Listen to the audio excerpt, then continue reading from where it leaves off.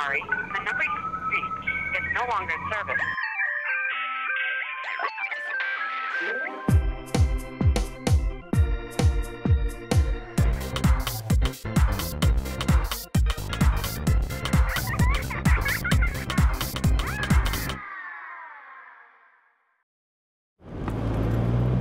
Hi, this is Dale ATL2. You're watching YouTube, where real people entertain real people.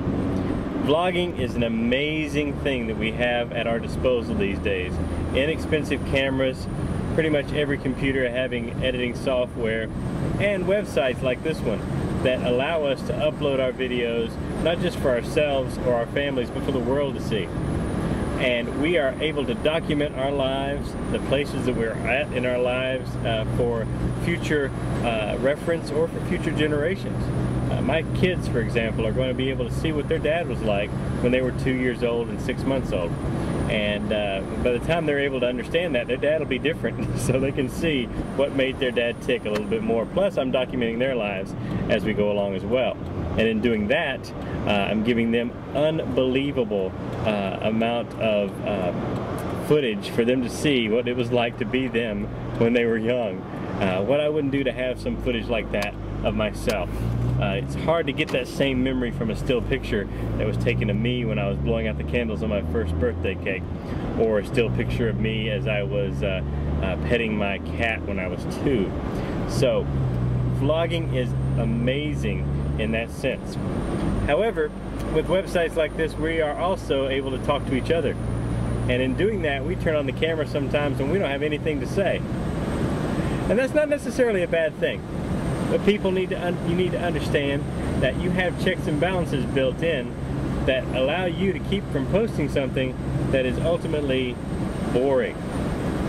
Those checks and balances happen while you're recording.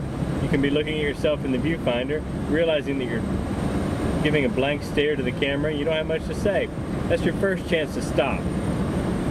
Your second chance is when you actually have to take it out of the camera and dump it into the computer.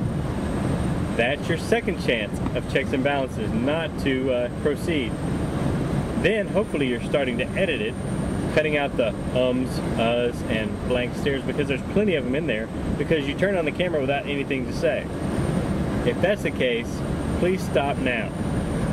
But if you're still doing that and you're editing it, you have one last chance to do it. That is, after it's processed, hopefully you watch the video to see it's fully done and see it process itself right before you upload it to the website.